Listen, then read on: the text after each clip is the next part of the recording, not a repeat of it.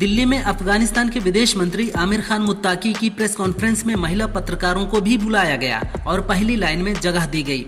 शुक्रवार को ही press conference में महिला पत्रकारों को नहीं बुलाने पर विवाद खड़ा हो गया था।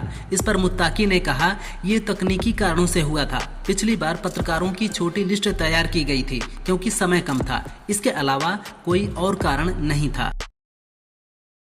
मध्य प्रदेश के आगर मालवा स्थित गोदाम में कर्मचारी की तड़प तड़प कर मौत हो गई, लेकिन मालिक ने उसकी तरफ ध्यान देना तक मुनासिब नहीं समझा।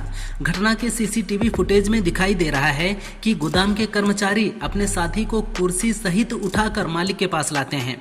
कुर्सी पर बैठे शख्स को हार्ट अटैक आया था और वो तड़प रहा था, लेकिन मालिक काम करता रहा। न किसी ने एम्बुलेंस बुलाई, न ही मेडिकल टीम, और शख्स के साथ मानवता भी मर गई। रायबरेली में दलित युवक की हत्या मामले में पीड़ित परिवार ने सीएम योगी से मुलाकात की। सीएम ने उन्हें सांत्वना दी और कहा कि पीड़ित परिवार के आंसू के हर बूंद का हिसाब लिया जाएगा। सरकार जीरो टॉलरेंस नीति के तहत अपराधियों के खिलाफ कड़ी कार्रवाई करेगी। सीएम ने आदेश दिया कि मृतक के परिवार को मुख्यमंत्री आवास योजना के तहत घर दिया जाए और पत्नी संगीता को उनके कार्यस्थल पर स्थायी नौकरी दी जाए।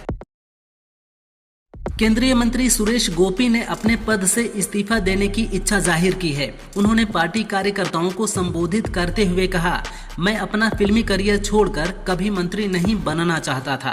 हाल के दिनों में मेरी आय में काफी कमी आई है। मुझे हटाकर नवनिर्वाचित राज्यसभा सांसद सदानंदन मास्टर को केंद्रीय मंत्री बनाना चाहिए।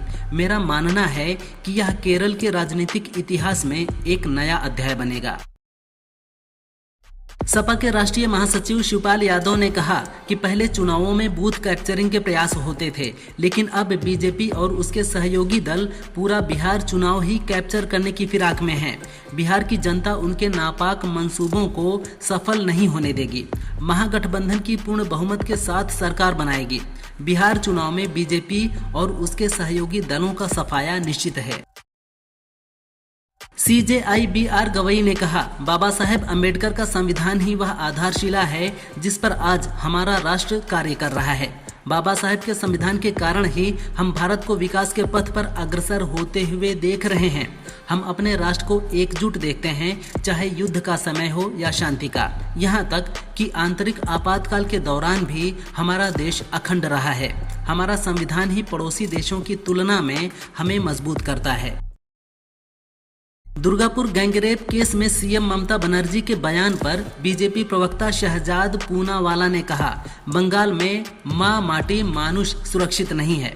ममता सरकार का आंदोलन बेटी बचाओ नहीं बल्कि बलात्कारी बचाओ बन गया है। इसलिए कहा जा रहा है कि लड़की की गलती है कि वह इतनी रात को बाहर थी। बेटी की सुरक्षा आपकी सरकार की जिम्मेदारी है। आरजी कर की घटना में भी यही हुआ। ये बलात्कारी बचाओ वाली सरकार है।